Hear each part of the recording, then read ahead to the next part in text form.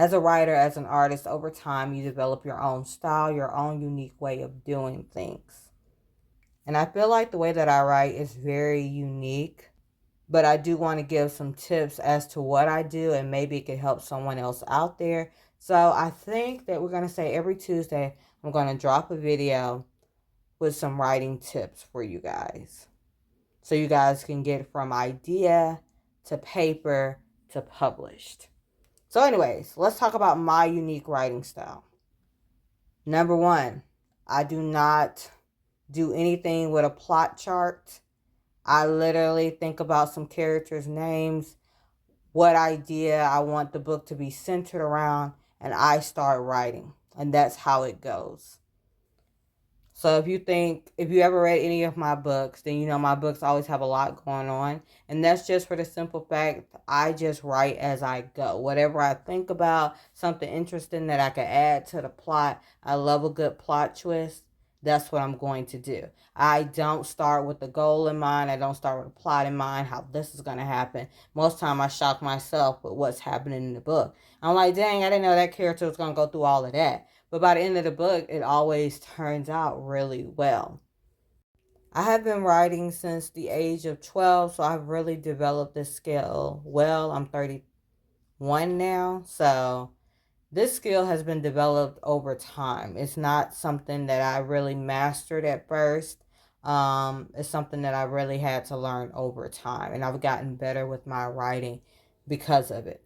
Another thing that I do that's really unorthodox, not conventional, is that I do multi-perspective stories. And I also do them in first person. Now, the reason why I do them in first person is because, like I said, I started at 12 and I didn't really know everything that I was doing. But at the same time, I wasn't going to go and rework a whole book replacing I with he and she because I didn't want it to get missed and all of those things.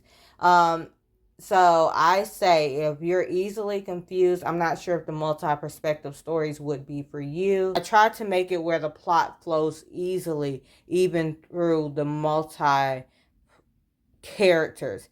I haven't had anybody tell me they've been confused yet, but my sample size of readers is very small.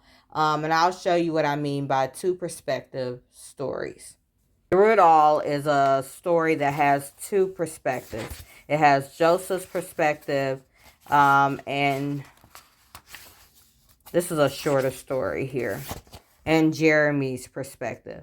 So as you can see, it's written in first person, so you really have to know which character or which chapter you're on to know which one is speaking. So I know that could be confusing, but I just didn't want to change it. And I feel like it's just a way of me being unique.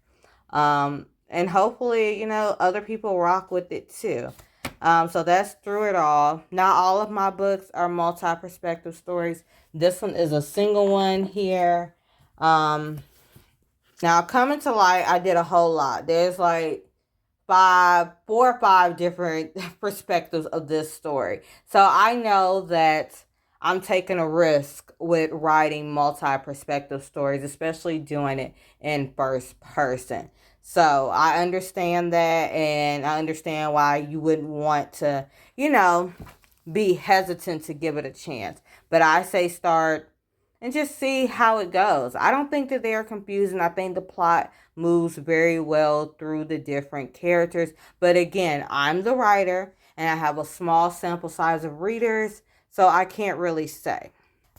Another thing about me is, like I said, besides the multi-perspective, I write in first person. I do not write in third person. I want you to feel what this character feels. I want you to feel like, oh, that could be me type of thing. So I always write in first person. So because my books are life lessons, it's about real life situation. So you get into the mind of the character.